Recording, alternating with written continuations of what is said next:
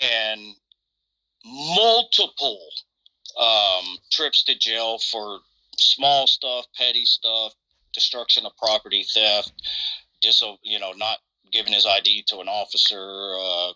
Some states, y'all probably have it there. You got to be able to ID yourself in public, and giving them fake names and stuff. All this just minor shit, but he has these violent charges on him, and for the life of me, I cannot get any court to commit him. They just won't fucking do it. Yeah. And I'm like, he's gonna end up killing somebody. Yeah. And then you're going to put him in prison, and he really didn't need to be in prison. He's been getting help this whole time. Yeah. And I understand why. I know the history of the mental health in this country. Oh, yeah. The mental they were abusing them people and everything. Oh, yeah. Really err often on the side of freedom and not holding people, which most people don't know, but I think in maybe all states, but at least most states, you can't hold somebody under medical for their entire life. They have to be reevaluated. Yeah, that's right. Yeah, and a lot of times all you can do is give it a 72 hour. Yeah, so I'll give you an example that wasn't quite as bad. It's not quite as bad, but the problem is that we had this girl who's out on the road, and she's standing out there. You remember who Bishop Eddie Long is or was? He's dead now. No. He was a popular pastor who ended up getting in trouble for having relations with boys in his church. But this woman, who is an adult, but the problem is that she says that Bishop Eddie Long is on his way to pick her up, and she's going with him somewhere, right? So we have people contact Eddie Long to find out if he's really on his way to get her. And of course, he says, I don't know what you're talking about. This is out in Dallas, Georgia, not even in Marietta. And I'm like, okay, so here's this problem that you got this. She will not go home. She believed that Bishop Eddie Long was coming to get her. And the problem is that I could not get her committed for even 72 hours because I can't prove that she's a danger to herself or somebody else. No, for someone. I've heard that so many times over the years. Even though all it would take is some guy to call up, pick up and, pull up to her and say, because she told us right away what she's doing, right? So some guy pulls out, hey, what are you doing out here? Oh, I'm waiting on Bishop Eddie Long. Well, I actually came to pick you up for Eddie. Oh, my gosh, yeah. That's all it would have taken, and now we never see her again. Oh, man, when they came up, before my mom had her stroke, they came up here for Thanksgiving, and she had a rental car, and of course they had screwed with his medicine, so they had to go through all the crazy shit again, and he, the night before Thanksgiving, just decided he was going to leave in the rental car, went in there and snuck the keys out of my mom's purse. Oh, wow. Took off. Now, I'm, like I told you, I'm in the mountains, and I'm way back there. Well, when you leave out of my house and you go down the highway, there's a sharp turn to the left, and then it stops at another county highway, and you have to go left or right, and there's just a tree, a field, and shit like that. And it was a foggy night. He doesn't know the area, and I was surprised he made the first sharp turn, but the second one, he never stopped at that T in the road, and he flew into, there used to be a house there like many years ago, so there's like remnants of a driveway, and so it's, you go over the hill at the T, and it dips down and then comes back up. He flew across that. The car, from what the investigator said, flipped up on its nose and spun around, landed on the top of the car, and then rolled over. And he actually landed, the power poles, how they have the ground wire, it comes off at an angle? Yes. He landed the car right in between it. I don't know. how in the hell he did it? Well,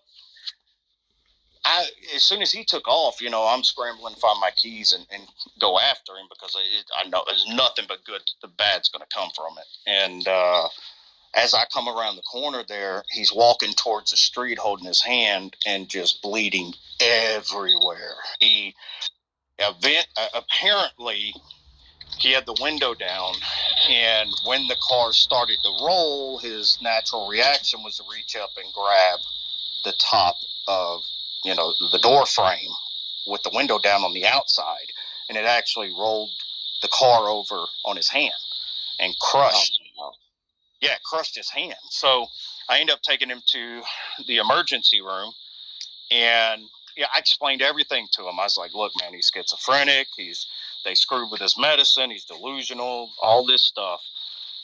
And about 6 o'clock in the morning, I talked to the doctor, I talked to the caseworker and all that. Well, we'll see what we can do, and maybe get an evaluation or something like that, 72 hours or whatever.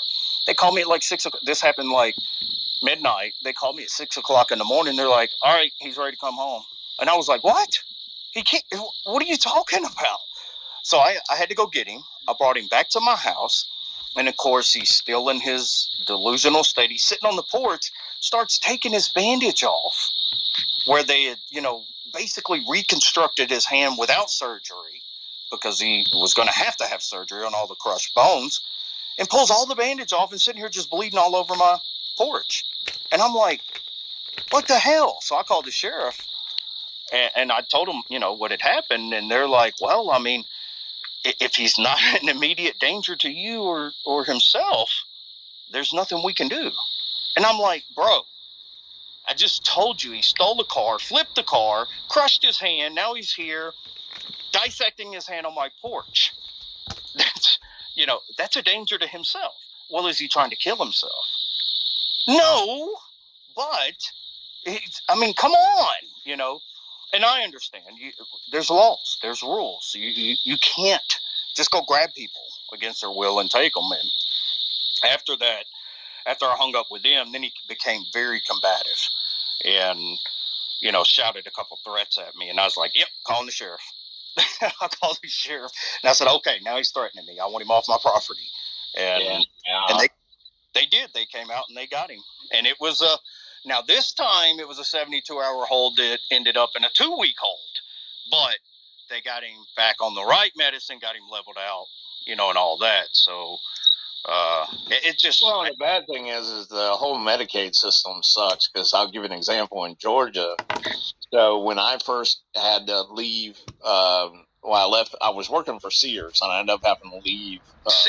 Quit doing it. Wow. Because I have fibromyalgia and some other issues, along with the PTSD and everything. So what I tried to get Medicaid.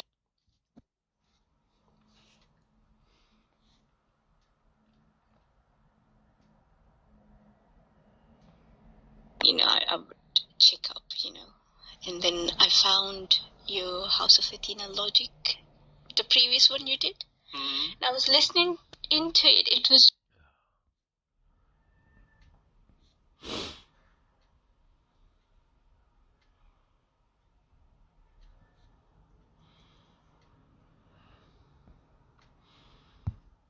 traumatized. I was taking a nap, and it took me a minute to realize it wasn't real. He said, what happened? And she said, okay, so first I was in the car, and you were with me driving back to this house. We get there, and you magically are in there already and walking in, and you and this big fat blonde dude grab me and take me into this room, and I'm trying to scream, but I can't, and you tried to rape me. I'm downstairs all by myself, looking for my phone to call my aunt. I found it, and she said she isn't coming. Then you came back trying to grab me, and I can't until I make it outside to the car. And I only have one leg now as I'm trying to get in the car. I just see my ex-boyfriend staring at me through the window. And he says, oh dear, I didn't mean to. Just kind of happened. You were so hot. Now, first I'll say that was a weird report. Wait, what is this? I'm so confused. It was a dream. It was a dream. Hold up. A dream? I'm not done. Okay, go ahead.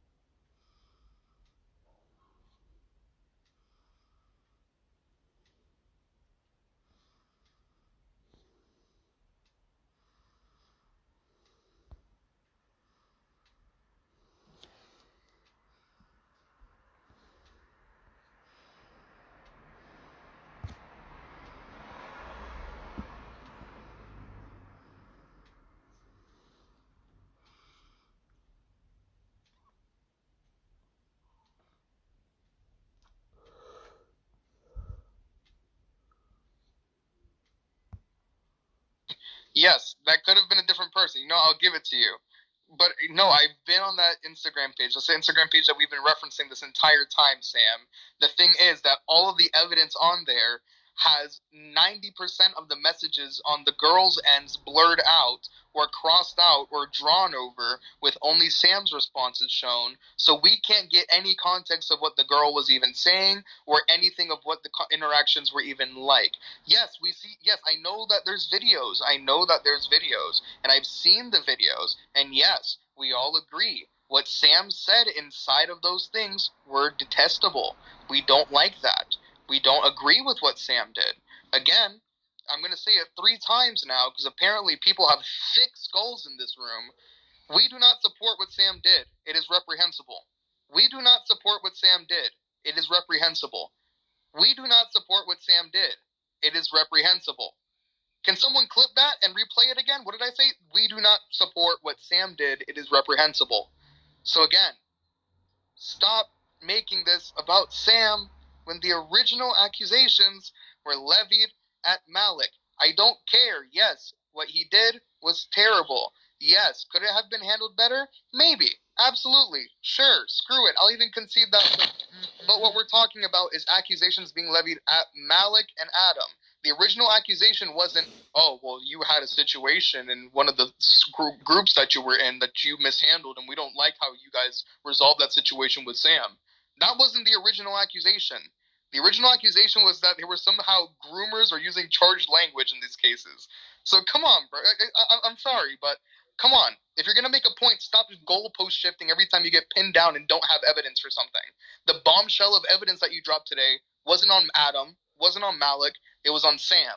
And this quote-unquote bombshell is things that everybody has known about that was involved in that for about a year now.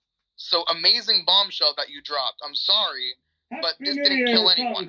This was a play bomb. It was a dud. I'm sorry. Nick, you wanted Nagasaki and you got a bomb test. Congratulations. I don't even know what to do with that text exchange. No, I don't know what to do with any of this because none of this relates to Malik.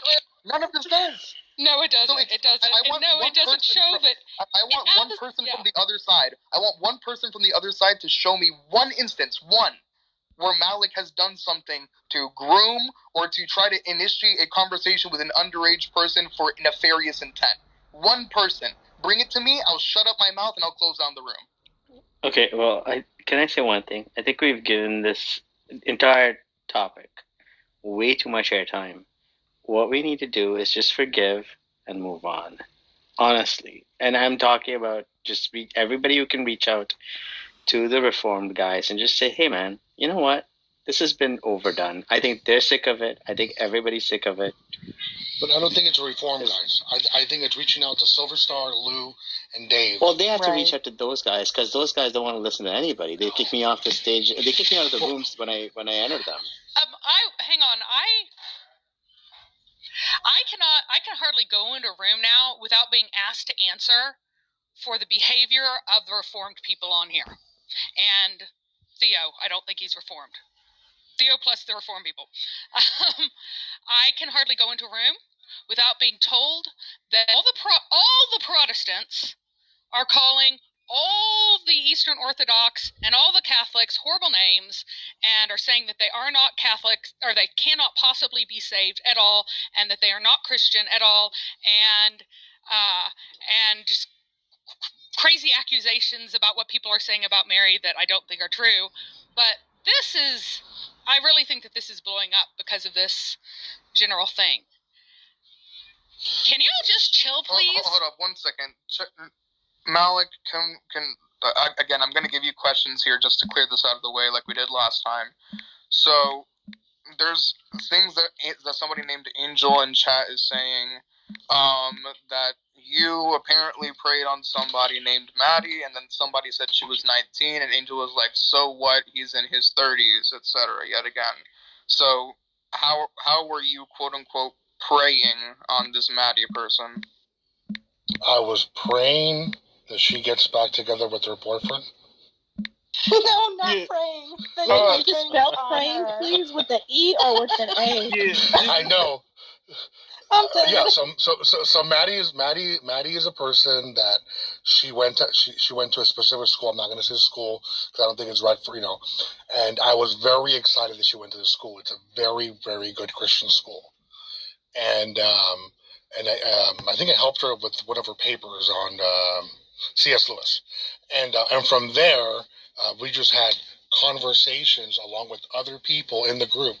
Again, you need, even to make a room private, you still need a third witness in the room.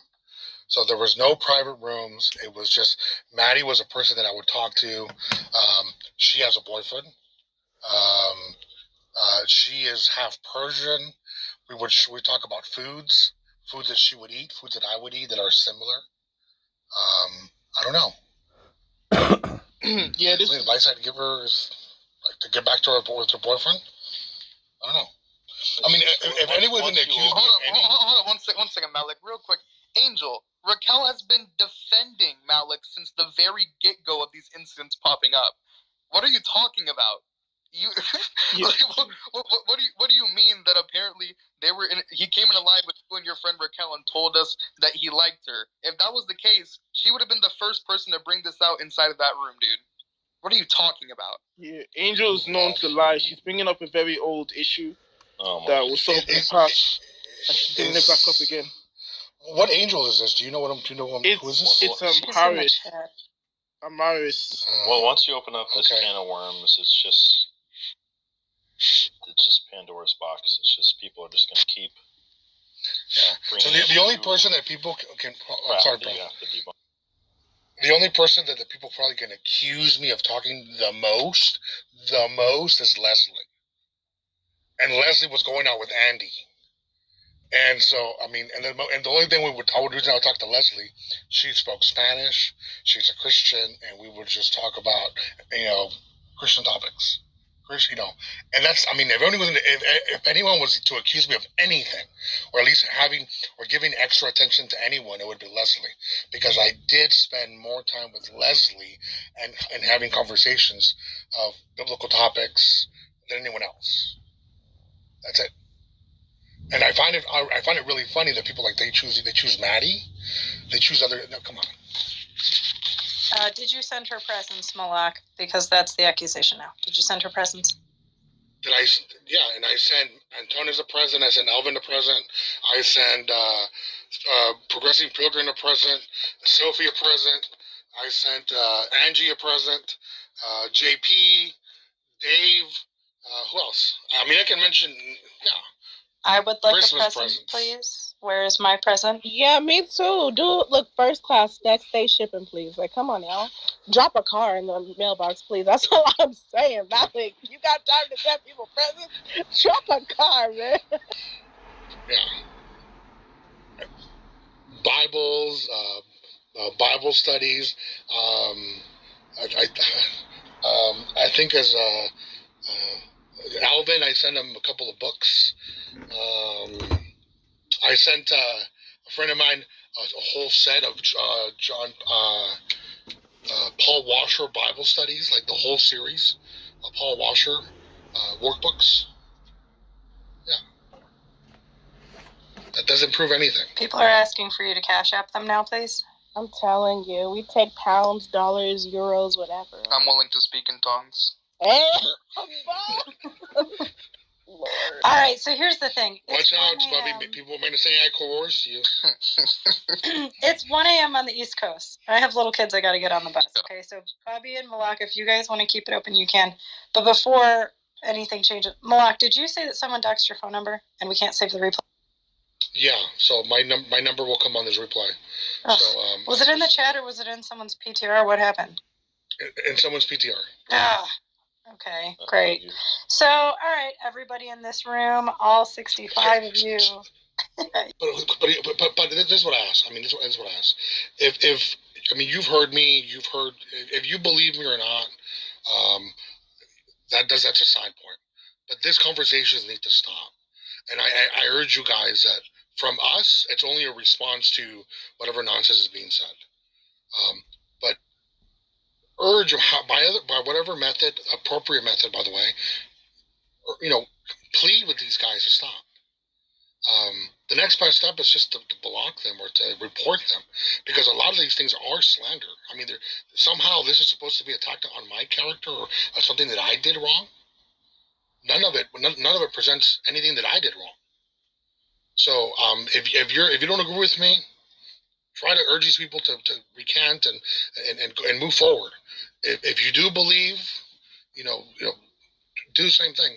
But to me, the ultimate thing is this is slanderous, and I've reported. I mean, this is slander. I mean, if it's me today, it could be you tomorrow. Yep, and it will be. It will be someone else tomorrow. So, I mean, just to recap the whole thing, too, in the other room, we had Rosalie reading from a document, and in this room, we had the girl whose document was being read actually come up and discuss and interact. So we cannot save this replay, again, because someone doxed Malak's phone number. Thanks to that person, we've got to delete the replay as soon as it becomes available, and I'm so sorry, everybody.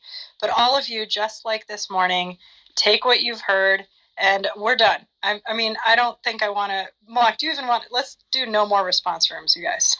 That's it. We've said our piece. That's it. Court is adjourned. Defendant found not guilty. Yeah. Anyways. Exactly. We're done here. So those of you who have been supportive, Malak runs a great Bible study in the evenings, and it's just great. It's good to get to know him better and to hear his teachings. He's a fantastic teacher, right? He's a fantastic pastor. He's a fantastic teacher. Malak has done so much for my faith over the past 8 months, and I'm so grateful. So anyone else, just, whatever. Give him a follow. Come to the Bible study. It's great. Other than that, the piece has been said. The replay cannot be saved. The one from this morning can be. Those of you who heard this, use your discernment. Be a basically good human being, and go out and, repeat what you've heard and say, this is what I saw. That's the end of it. We're done here. And if they want to continue making rooms, I'm not going to attend them. They're going to continue to call out everybody who spoke on this stage, and they're going to try to make a spectacle of it. And if we deprive it of oxygen, it will go away. And I think that's what we ought to do from here on out. Definitely, and it's very obvious. Actually, it's been very instructive. The folks who have come in here, the insincerity that is being displayed and the ridiculousness that's being displayed is very telling. It's very, very telling, and it adds yet another layer of disingenuousness and insincerity to the entire debacle. This is ridiculous, absolutely ridiculous. Yeah, and simply put, both parties were technically wrong in God's eyes. Let God judge the situation. You have no 2 cents when it comes to God's judgment anyway, so it really doesn't matter. It really doesn't matter. But again, God bless you, Steph. God bless you, Bubs. God bless you, Malik. Thank you. I'm just like surprised. You can't call yourself a Christian, and then what's it called? You can't call yourself a Christian and not bear its fruits. Let me just say that. Amen. And so with this being the end of the response rooms where we're dealing with this, exactly as Bubby said, defendant not guilty of predatory behavior. We're done here. We had so many testimonies. We're done. That's it. And so if they try to bring up, we don't like how he handled the situation, fine. We're all going to decide about that. If we keep hearing this rhetoric, he's a predator, no. I have no tolerance for anyone who continues that after all of this. So, all right, that's it. It's a wrap. I'm going to close the room. Have a good night, everybody. Night.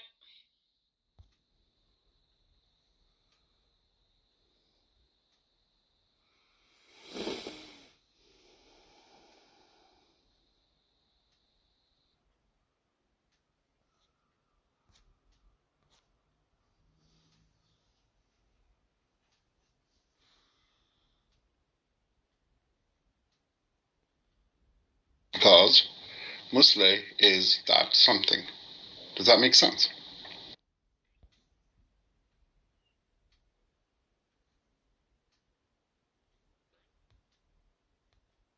Half later, not why are they coming forward a year and a half later? Wait, Malak knew about this for a year? That's the whole point. Those girls went to him And you let this dude stay around for a year? No, he didn't. He didn't. He asked him to leave, and But the thing is, you see, the problem is when you're Christians, it's all misconduct, right? Regardless, right? Like if the guy came to him and said, like, me and this girl are in love, and we're just smashing it out, he would have asked him to leave too, right? Because they're not supposed to be doing anything before. Tom, did you stream the audio, or did it not work out? Because I heard it in the. Is he on his way to In-N-Out? Daniel, did you hear the same audio as me? Daniel? Yeah, there was like a 40-second clip, and then there was like a smaller 15-second clip. Yeah, that one was kind of gross, I thought. Because he was just sort of over-talking her. Right? And he was just saying, like, well, don't put a gun to your head, you weren't forced. And then she was saying, he used it against me. And he never said, what do you mean by that? He just said, that was it. I mean, maybe there was more, I don't know, but that was all. I was surprised. I was kind of expecting Mary to start calling them hussies, honestly, at any moment. They were asking for it. Look at what they were wearing. I mentioned elsewhere, that woman 100% gets called a Karen in real life.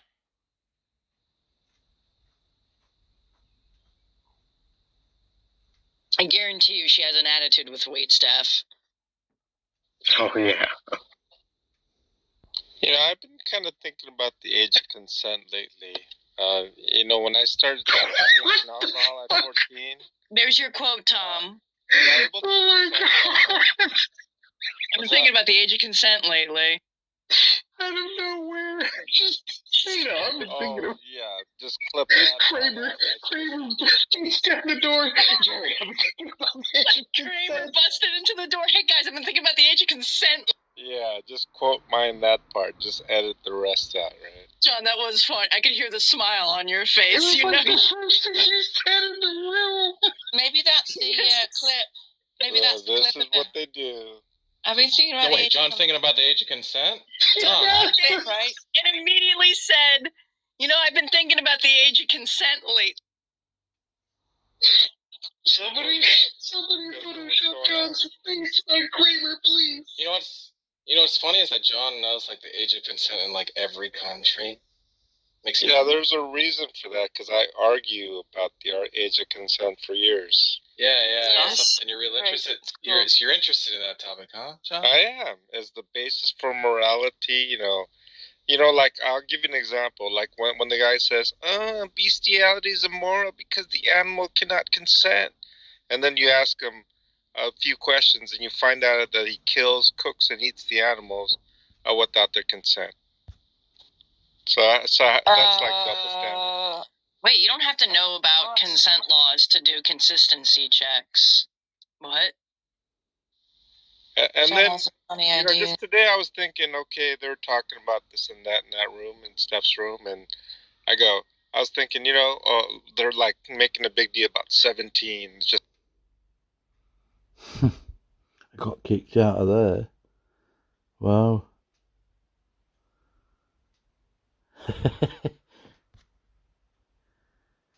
Yeah.